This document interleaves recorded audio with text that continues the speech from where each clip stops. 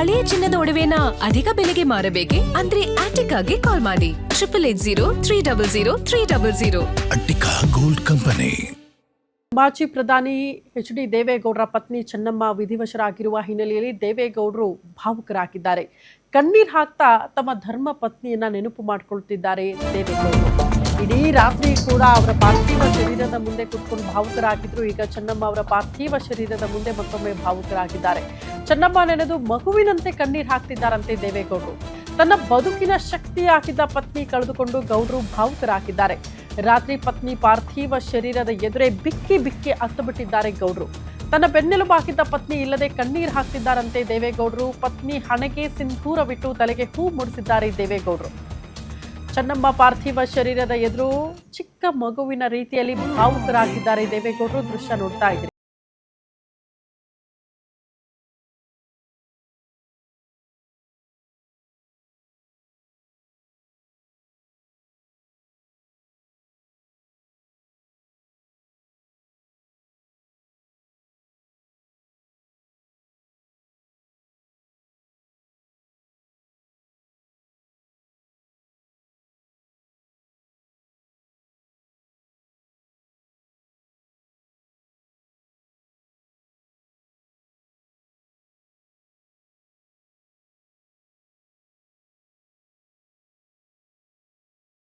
ಕಾಲ ನಿನ್ನ ಬೇಡುವೆನು.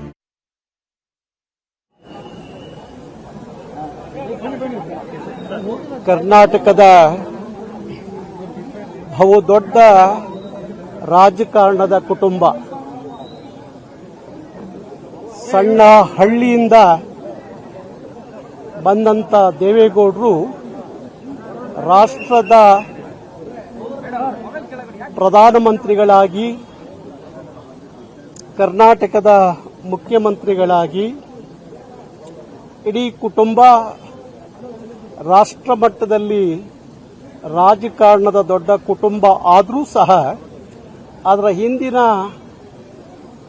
ಶಕ್ತಿ ದೇವೇಗೌಡರ ಶ್ರೀಮತಿ ಅವರ ಶಕ್ತಿಯೇ ಹೊರತು ಮತ್ತೇನಲ್ಲ ಅಂತ ಹೇಳಿ ಎಲ್ಲರಿಗೂ ಗೊತ್ತಿರುವಂತ ವಿಚಾರ. ಬಹುಶಃ ಕರ್ನಾಟಕಕ್ಕೆ ಒಂದು ದೊಡ್ಡ ಆದರ್ಶ, ಒಂದು ಕುಟುಂಬವನ್ನ ಹೇಗೆ ತಗೊಂಡೋಗ್ಬೇಕು ಅಂತ ಹೇಳಿ ಹಗಲು ರಾತ್ರಿ ಧ್ಯಾನ ಮತ್ತು ಜ್ಞಾನ ಎರಡನ್ನು ಇಟ್ಕೊಂಡು ಪ್ರತಿದಿನ ಬಹುಶಃ ಯಾವ ದೇವಾಲಯದಲ್ಲಿ ಎಷ್ಟೊತ್ತು ಪೂಜೆ ಆಗುತ್ತೋ ಗೊತ್ತಿಲ್ಲ, ದೇವೇಗೌಡರ ಮನೆಯಲ್ಲಿ ಸುಮಾರು 5-6 ಗಂಟೆಗಳ ಕಾಲ ನಿತ್ಯ ಧ್ಯಾನ, ಪೂಜೆ, ಪುರಸ್ಕಾರ ನಡೀತಿದ್ದಂತ ಒಂದು ಅದ್ಭುತವಾದಂಥ ಕುಟುಂಬಕ್ಕೆ ಸಾಕ್ಷಿಯಾದವರು ಚೆನ್ನಮ್ಮನವರು. ಹಾಗಾಗಿ ಇವತ್ತು ಕರ್ನಾಟಕಕ್ಕೆ ಒಂದು ದೊಡ್ಡ ಆದರ್ಶ. ಆ ಮಾದರಿಯಲ್ಲಿ ಕರ್ನಾಟಕದ ಮಾತೆಯರು ಚೆನ್ನಮ್ಮನವ್ರನ್ನ ಆದರ್ಶವಾಗಿ ತಗೊಂಡ್ರೆ ಸಾಕು. ಇವತ್ತು ಅವರು ನಮ್ಮ ಜೊತೆಯಲ್ಲಿ ಇಲ್ಲ. ಬಹುಶಃ ಬದುಕಿದ ಕ್ಷಣವೂ ಕರ್ನಾಟಕಕ್ಕೆ ಅವರು ಆದರ್ಶ.